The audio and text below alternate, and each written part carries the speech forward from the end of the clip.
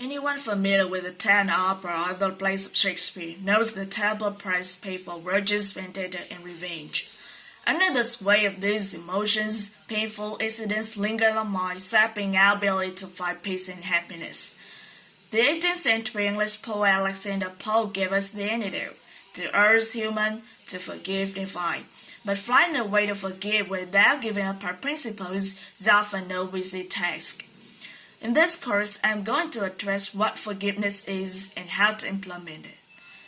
I'll be speaking here about forgiveness where it's most often needed, in the context of your everyday personal life with family members, friends, co-workers, and business associates. One of our challenges is understanding this process is that the word forgiveness is inadequate to explain a very complex concept. Forgiveness actually embodies three different things, each of which apply to different situations and provides different results. The three types of forgiveness are exoneration, forbearance, and release. Let's take each in turn. Exoneration is the closest to what we usually think of when we say forgiveness. Exoneration is wiping the slate entirely clean and restoring a relationship to the full state of innocence it had before the harmful actions took place. There are three common situations in which exoneration applies. The first takes place when you realize that the harmful action was a genuine accident for which no fault can be assigned. The second is when the offender is a child or someone else who, for whatever reason, simply didn't understand the hurt they were inflicting and toward whom you have loving feelings. The third situation occurs when the person who hurt you is truly sorry, takes full responsibility without excuses for what they did, asks forgiveness, and gives you confidence that they will not knowingly repeat the bad action in the future.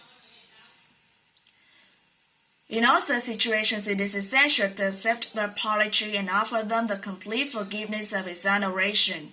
You'll feel better and so will the person who hurt you. In fact, not to offer forgiveness in these circumstances will be harmful to your own well-being. It might even suggest that there is something more wrong with you than with the person who caused you pain. The second type of forgiveness I call forbearance, and here things get a little more complicated. Forbearance applies when the offender makes a partial apology or mingles the expression of sorrow with blame that you somehow caused them to behave badly. An apology is offered, but it is not what you had hoped for and may not even be fully authentic. While you should always reflect on whether there was a provocation on your part, even when you bear no responsibility, you should exercise forbearance if the relationship matters to you. See through on the particular offense, do away with grudges and fantasies of revenge, but retain a degree of watchfulness. This is similar to forgive but not forget, or trust but verify. By using forbearance, you are able to maintain ties to people who, while far from perfect, are still important to you. Furthermore, in some cases, after a sufficient period of good behavior, forbearance can rise to exoneration and full forgiveness. But what do you do when the person who hurt you doesn't even acknowledge that they've done anything wrong, or gives an obviously insincere apology making no reparations whatsoever? These are the cases of forgiveness that are the most challenging.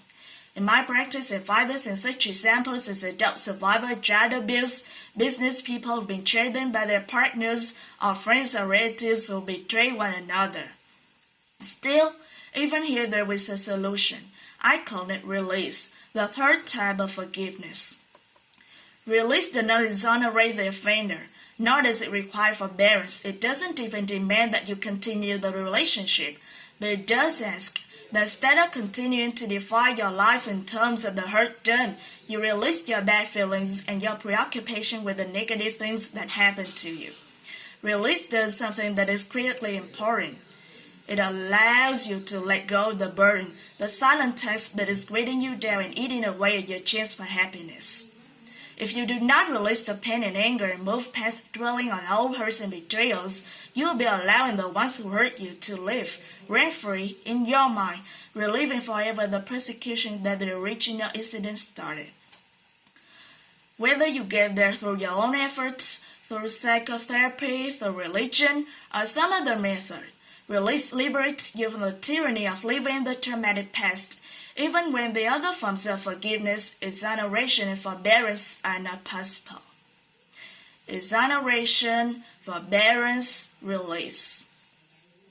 To forgive may be divine, but when we understand its dimensions, we find that it is within our ability to do it. I'm Dr. Stephen Mammo of UCLA Medical School for Prager University.